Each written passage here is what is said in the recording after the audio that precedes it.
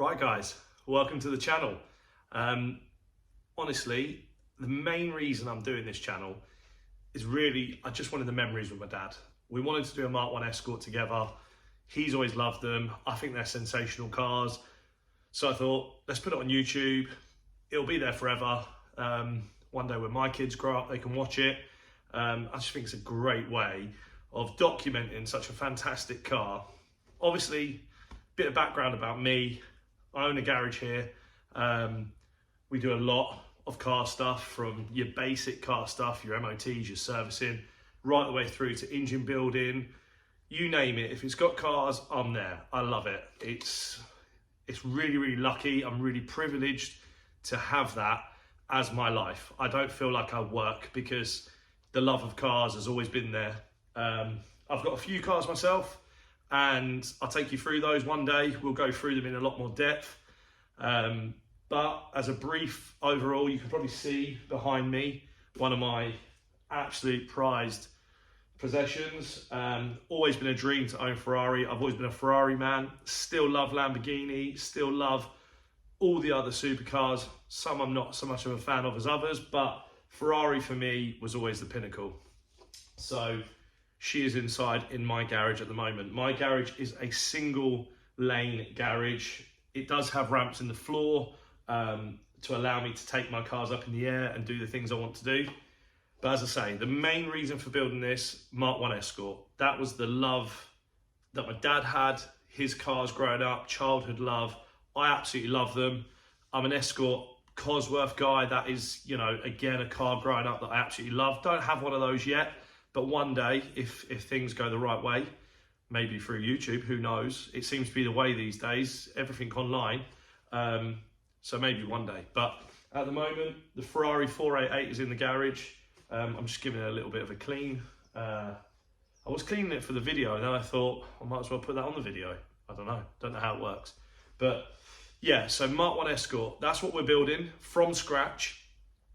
This is a little intro, and what I'm going to do is cut this or do some sort of editing. I don't know, this is all new to me, but do some sort of editing. So I'll be there talking to you, and then somewhere around here, I guess, overlaying, maybe we'll leave the Ferrari out, I don't know, but there'll be pictures, and I'll talk you through the pictures of what we did. So hopefully you'll see now a picture of the car that I bid on. It was an eBay purchase, completely off the cuff. We'd spoken about it briefly, me and Dad. I said, well, let me look into it. I'll try and find one. There's quite a few for sale, but they are all hideous. If you want a good one, you're gonna pay top dollar for a good one. But if you want one that's a little bit knackered, again, they're still well above the kind of £15,000 mark is gonna get you one that still needs restoration work, but it's, you know, you could probably drive it down the road.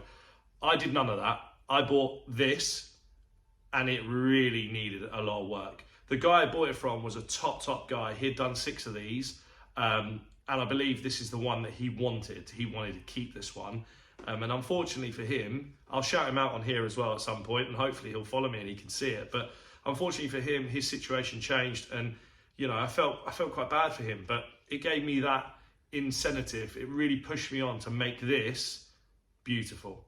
So yeah, as you can see here, we gave it a go. You know, we started wire brushing it back with, we used a grinder, and we just started cutting away at the metal underneath. I'm not really cutting, but digging in, trying to get to the rust.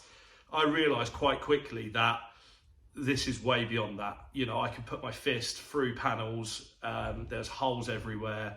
I knew what I was getting into, but let's just say it was a little bit more in depth than I thought to at least make it perfect. So yeah, here's a few more images of what we had. And then, yeah, we sent it off to a company called SSL Restorations. I will check that, but I'm pretty sure they're called SSL. They're just outside St Albans. And we sent it there for sandblasting. A great guy, a chap called Vernon, and his daughter down there who handles all the bookings and stuff, Taylor. Unbelievable. Very, very good, reputable business. If you're looking for a sandblasting company that will take care, SSL Restorations, highly recommend them. They sandblasted it all for me. That's what I wanted. Sandblasted, and then they welded on all the panels that I'd bought. Great guys, competitively priced. But more than that, their workmanship, top dollar. So again, here's some images.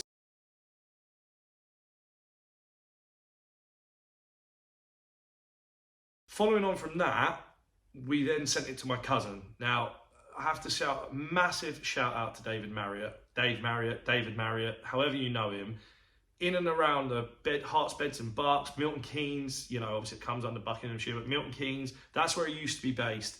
He has painted many, many cars.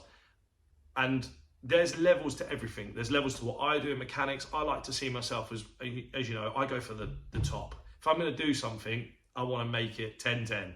And I do that with my customers as well. We don't cut corners.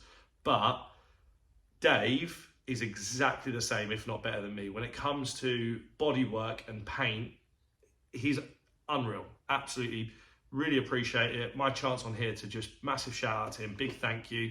And again, we're going to see some photos from Dave as we went along. So you'll see those now, some pictures of how that progressed when it was down there. He's down based in Exeter now. So you'll see that. And then the next video, which I'm going to upload.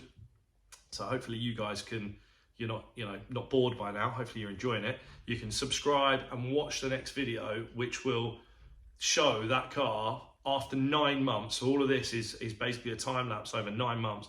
It will show you the car coming back. We'll show you everything, and anything I find that's key, or anything that I don't want to cover things up, just want to be truthful. I want you guys to see it as I've seen it, as I've experienced it. So in the next video, we'll start building bits and pieces up on the car, and then once the car's rolling around and we can move it around the workshop and out in the front on the forecourt, once we can do that, it will be easier to film. But filming all of this suspension stuff, brake stuff, fitting stuff, it's going to be hard, and I'm obviously going to, if I miss things, I'll try and, you know, overlay them in and try and get pictures in there. But generally speaking, hopefully I've caught most of it. So, you know, subscribe and watch along, and hopefully you enjoy it.